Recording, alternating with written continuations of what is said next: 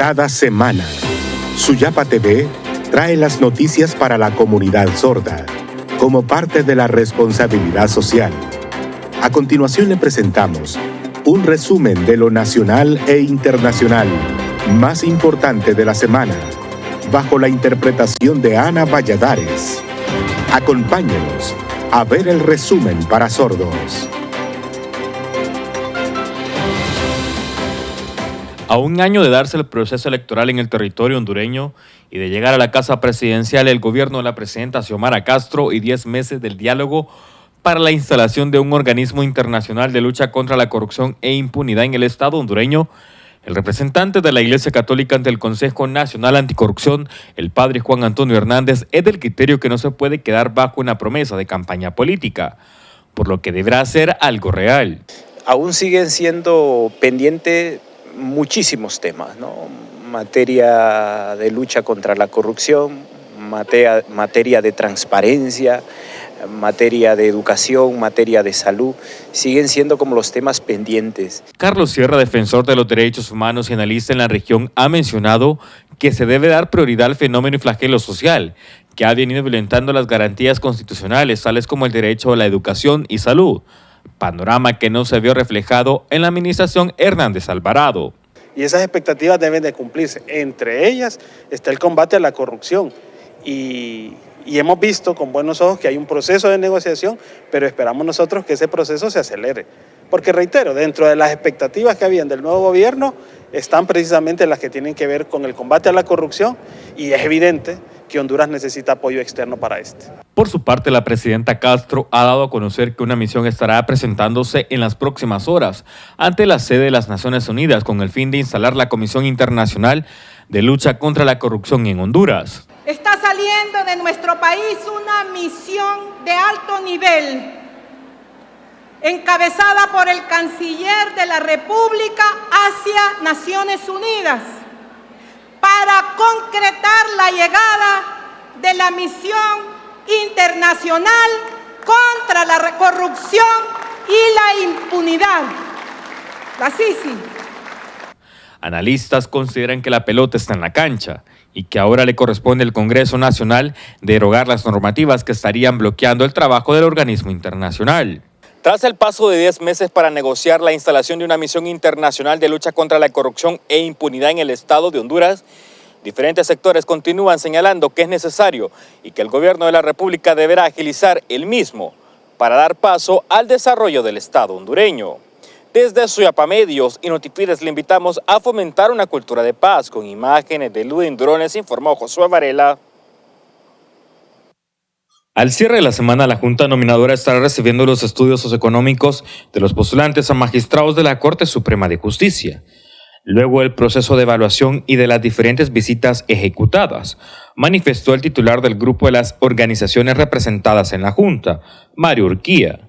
Esperemos que los 105 continúen, ¿verdad? Viene la fase de tachas y denuncias y luego la entrevista, en donde la sociedad hondureña tendrá la oportunidad de presentar directamente ante la Junta Nominadora cuando tenga algún hecho que constituya realmente un motivo para inhabilitar a cualquiera de los 105 y que tenga el sustento suficiente, podrá hacerlo dentro de ese periodo de tachas y denuncias. Tomás Andino, también miembro de la Junta Nominadora, considera que luego del informe entregado por la Superintendencia existen escenarios al margen de la ley, los cuales serán notificados a la Fiscalía General de la República. Porque uno de los compromisos de la Junta es que de encontrarse algún tipo de información que refiera a un delito o algo grave, entonces esto más bien lo va a interponer ante de conocimiento de la Fiscalía correspondiente y si eso ocurriera en alguno de los postulantes, pues muy probablemente el caso se discuta y se tome alguna decisión seria. Raúl Pineda, como postulante a magistrado al Poder Judicial, vea bien este proceso, ya que es parte integral del mismo, ya que eso sirve como un panorama antes de la elección de los 15 ocupantes de la nueva Corte Suprema de Justicia. Y sirve para que la Junta Nominadora tenga una visión integral más o menos del acervo económico y del origen de los bienes de las personas que están postulando a tan elevados cargos. Entre el 30 de noviembre y 2 de diciembre, mediante una conferencia de prensa, se podría dar a conocer los estudios ejecutados, para luego pasar a la etapa de denuncias y de esta manera conocer quién queda al margen del proceso, hasta llegar a las audiencias públicas en el Congreso Nacional. Desde Suyapa Medios y Notifides le invitamos a fomentar una cultura de paz. Con imágenes de Ludwig Durón les informó Josué Varela. Como parte del Plan Integral contra la Extorsión y el Crimen Organizado que ejecuta la Policía Nacional, este día se brindaron detalles del combate financiero que pretenden realizar al fiscalizar el uso de las billeteras electrónicas. Marcio Sierra, presidente de la Comisión Nacional de Bancos y Seguros, explicó que todas estas medidas tendrán que estar vigentes antes del 31 de diciembre. Implementar doble factor de autenticación biométrico, huella digital y reconocimiento facial, entre otros, en una fecha no mayor del 30 de diciembre 2022 para la apertura y uso de billetera electrónica, como medida de fortalecimiento de seguridad cuando se utilicen por medio de aplicaciones móviles instaladas en teléfonos inteligentes y o tabletas. Según un informe presentado hace algunos días por la Asociación para una Sociedad Más Justa, por extorsión se pagan a estructuras criminales más de $738 millones al año, lo que significa más de 18.000 millones de lempiras, que según indica el gobierno, representa un 3% del Producto Interno Bruto y un 14% de los ingresos que se generan por impuestos. Es por ello que el comisionado Gustavo Sánchez, director de la Policía Nacional, comparte algunos mecanismos urgentes en la lucha contra este delito. No solo es una persona que va a dejar un papel o un número telefónico para pedir una extorsión. Necesitamos identificar la trazabilidad del dinero. Necesitamos reducir la oportunidad para que esto se dé. Eso tiene que ver mucho con el chip. Necesitamos acompañar la investigación contra la extorsión o las personas detenidas por el delito de extorsión con medidas investigativas para el lavado de activos. Lorenzo Sauceda, comisionado presidente de CONATEL, explicó que en el lapso de 3 meses los dueños de las SIM card, conocidas como chip, y los nuevos usuarios deberán estar registrados en una base de datos nacionales para evitar la extorsión. El personal técnico y los comisionados de CONATEL hemos estado también justamente en concordancia con la Secretaría de Seguridad. Como ustedes sabrán, pues la Secretaría de Seguridad lleva la carga en cuanto a la investigación, en cuanto a la vigilancia y al trato de estos flagelos. Se espera que a finales de este año se puedan conocer resultados preliminares satisfactorios que traigan tranquilidad a la población. Desde Suyapa Medios y Notifides le invitamos a que juntos fomentemos una cultura de paz. Con imágenes de Amílcar Sánchez les informó Eddie Romero.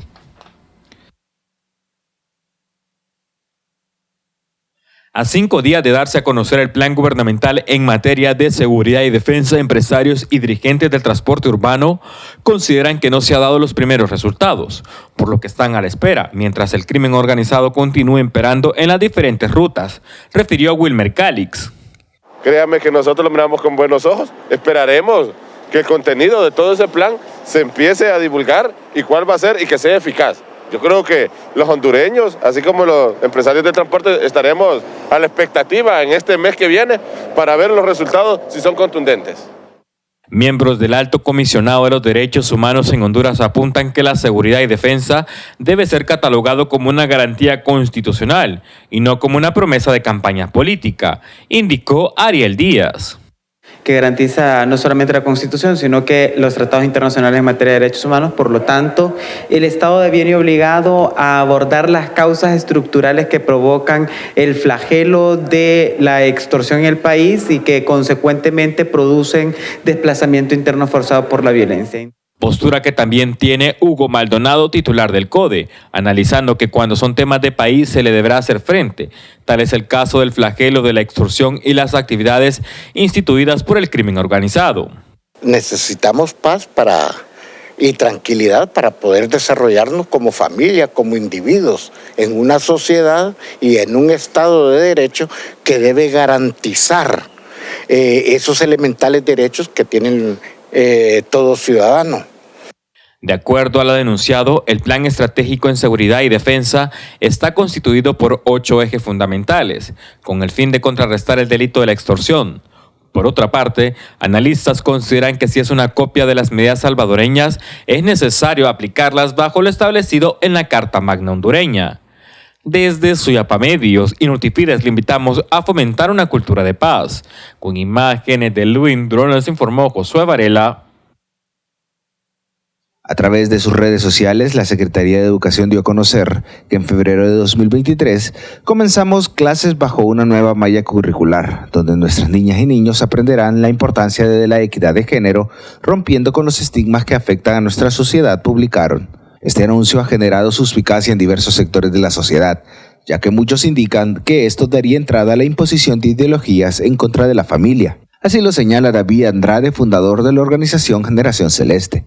Hacemos un llamado a los padres de familia que se acerquen a sus colegios y que pidan revisar esos materiales. La ley nos permite impedir o permitir que este tipo de educación se dé. Así que alerta a todos los padres de familia, alerta también a las iglesias para hacer un frente común contra esta embestida contra la vida, la familia y la libertad. Para Jessica Islas, integrante de Sociedad Civil, es necesario que se abarque este tipo de temáticas en especial para que los menores conozcan sus derechos. No conozco la propuesta a profundidad, pero es una lucha de hace mucho tiempo que integren el enfoque de género a todo nivel, así como el tema de la educación sexual. ¿Por qué? Para que nuestros niños y niñas vayan con un conocimiento de lo que es el acceso a derechos. La profesora María Concepción López indica que no se debe confundir la equidad de género con querer implementar ideologías que no van con la idiosincrasia de nuestros pueblos. Para mí es totalmente errado. No, yo pienso que la equidad y la igualdad no quiere decir que te vas a cambiar de sexo, porque el sexo nosotros lo traemos desde que nacemos, ¿verdad? Y las conductas sexuales esas las adquieren las personas en el proceso, ¿verdad? Y ahí pues tendríamos que trabajarlo en otro ámbito, ¿verdad? Pero la sexualidad nosotros la traemos cuando nacemos, desde que le hacen un ultrasonido a la mamá, ya sabes, niña o niño. Esto genera algo de controversia en la población, ya que algunos ven a favor este tipo de enseñanzas y otros ven con sumo cuidado que no se impongan pensamientos en contra de la familia. Debe implementarse más que todo con un psicólogo que hable sobre el padre, que esos temas los ponen como temas tabú y son temas que los niños tienen que enterarse. Hay cosas que les ocultamos a nuestros niños y tenemos que dejar ese tabú atrás. Están queriendo implementar de que aquí se acepten la boda gay, se acepte el lesbianismo y eso no es normal, pues. Yo, no estoy de acuerdo porque la mente del niño se distorsiona desde muy pequeño. Todo tiene una edad para que ellos vayan comprendiendo.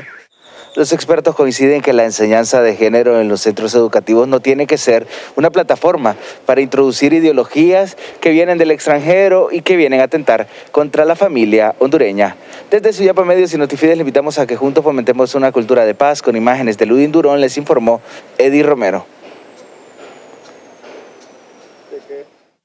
Ante las medidas y estrategias implementadas por las autoridades gubernamentales, defensores de los derechos humanos son del criterio que éstas se deben de establecer de forma permanente, con el fin de reducir los hechos delictivos que se han agudizado en los últimos meses.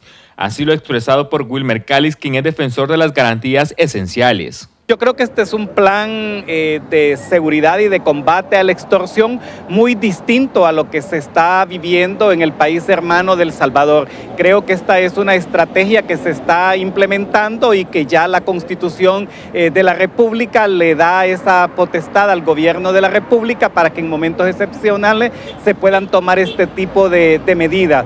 Dina Mesa, como coordinadora de la Mesa de Defensores de Derechos Humanos, considera que ante lo desconocido del plan gubernamental es necesario respetar los tratados internacionales, a los cuales Honduras está suscrito. En el plan de gobierno de la presidenta Xiomara Castro criticó la mano dura del gobierno anterior con relación a militarizar la sociedad.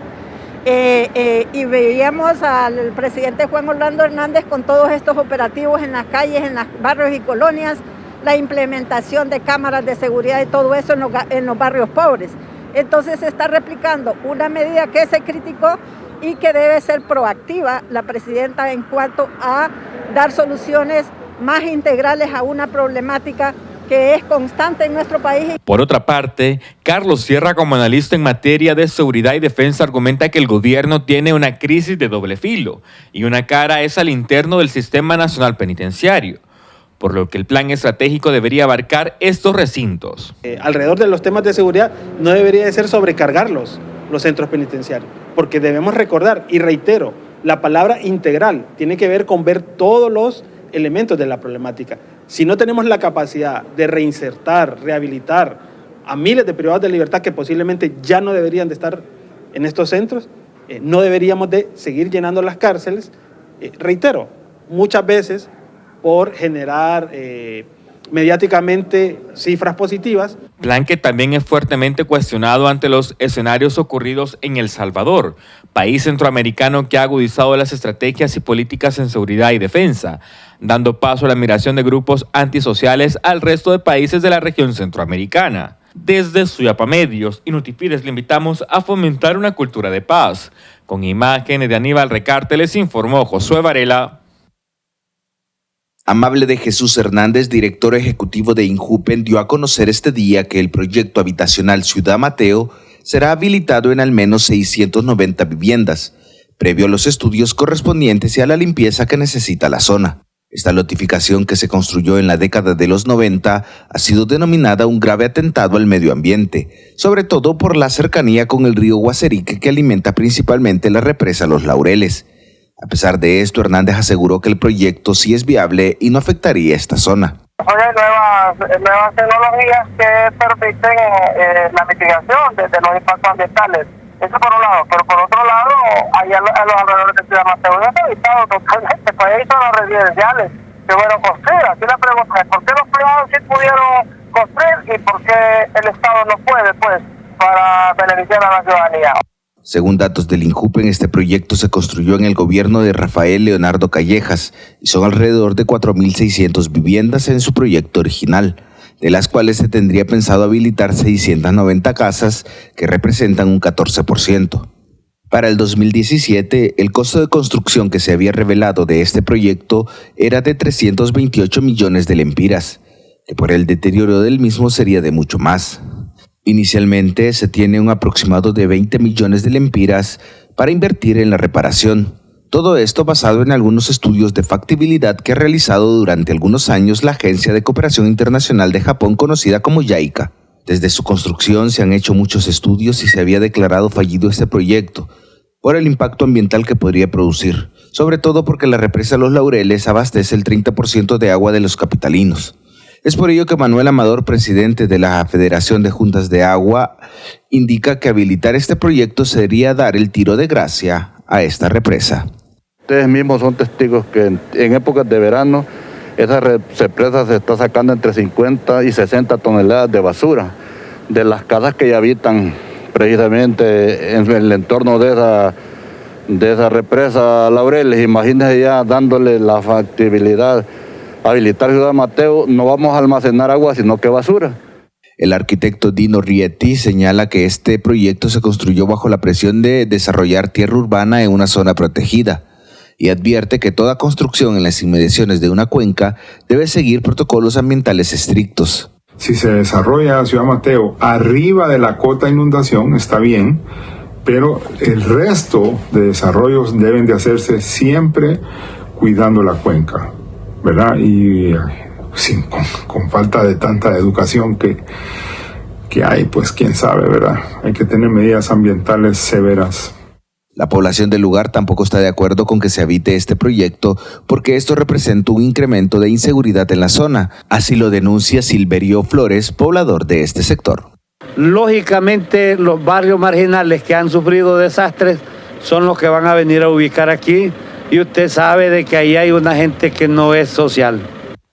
Llamado por muchos el monumento a la impunidad, el monumento de la corrupción. En la actualidad, este proyecto habitacional está soterrado por la naturaleza. Se escuchan los animales en la zona. No hay tejado, no hay puertas, no hay ventanales. La cocina, los baños están destruidos, las paredes de igual manera están destruidas. Pero el gobierno dice que sí es factible desarrollar este proyecto. En 6 meses han prometido hacerlo. Desde Suyapa Medios y Notifides le invitamos a que juntos fomentemos una cultura de paz. Con imágenes de Aníbal Recarte, les informó Eddie Romero.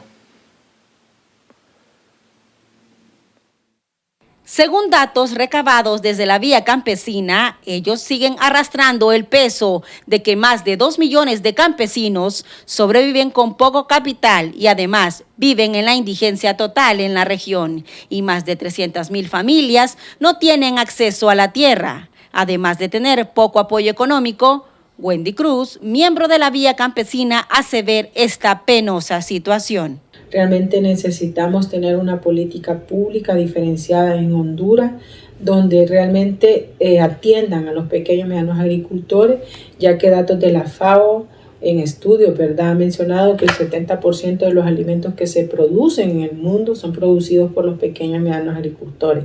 Aquellos países que tienen una política de atención directa a los pequeños y medianos agricultores tienen mayor disponibilidad de alimentos. Asimismo, ella hace notar que muchas veces el apoyo no llega a su destino final. Yo creo que las políticas públicas deben de estar orientadas a atender de forma directa a los pequeños y medianos agricultores. Yo creo que, para poner un ejemplo, por ejemplo, se ha colocado más de 400,000 millones de lempiras en Manadesa, pero estos préstamos no llegan al pequeño agricultor ni a la pequeña agricultora, ya que las reglas para acceder a los créditos son bastante engorrosas. Necesitamos tener una política de inclusión financiera, asistencia técnica, para que los pequeños y medianos agricultores realmente puedan producir en sus pequeñas parcelas. Por su parte, Dulio Medina, presidente de Prograno, hace ver que el campesino tiene aún que invertir y se deben de crear mayores oportunidades en la banca nacional. Hay que ver cómo acercar a las casas comerciales, que esas nadie las acerca. Es como intentar querer acercar a la gente de las transnacionales, de las plantas térmicas, que tampoco eso nadie los puede ceder a un beneficio que permita aflojar un poco ese negocio que está tan extravagante a favor de las plantas térmicas. Así está el tema de las casas comerciales. Esta problemática no es nueva. Desde hace más de 3 décadas viene acumulándose este SOS en el campo, por lo que se demanda por parte de este sector tan importante para la economía del país que quizá para el año 2023 la situación se vislumbre con un mejor ambiente a su favor. Desde Suyapa Medios y Notifides le invitamos a fomentar una cultura de paz. Con imágenes de Nelson Montes, les informó Suyapa Vanegas. El general de brigada Luis Eduardo Rocha Paiva, uno de los mayores expertos en geopolítica brasileños, advirtió ayer que el país está en el umbral de una convulsión social tras la victoria de Lula da Silva y la protesta en las calles de grupos bolsonaristas que se niegan a reconocer la legitimidad del resultado electoral. Ante los efectos del cambio climático, el riesgo de hambruna y la guerra de Ucrania, la Organización de las Naciones Unidas pidió este jueves recaudar $51.500 millones en 2023 para ofrecer ayuda humanitaria a 230 millones de personas especialmente vulnerables. Una corte de instrucción de El Salvador envió este miércoles a juicio al expresidente Mauricio Funes por la tregua que supuestamente impulsó su gobierno con las pandillas entre el año 2012 y 2014 y giró una orden de captura contra el exmandatario. El Centro Judicial informó que el Juzgado Especializado de Instrucción A1 de San Salvador instaló este miércoles una audiencia preliminar contra Funes, que obtuvo la ciudadanía nicaragüense y enfrenta dicho proceso penal en calidad de ausente. La policía china ha desplegado sofisticadas herramientas de vigilancia para acabar con una ola de protestas en todo el país, utilizando programas de reconocimiento facial y datos de localización para localizar y detener a los manifestantes. Joe Biden y Emmanuel Macron iniciaron este jueves las conversaciones que son el evento central de una visita llena de pompa del mandatario francés, siendo los temas centrales la guerra de Ucrania, la creciente amenaza de China en la región Indo-Pacífico y la consternación europea por aspectos de la ley climática impulsada por el jefe de Estado norteamericano. Para Notifides en las noticias internacionales les informó Valesca Velázquez.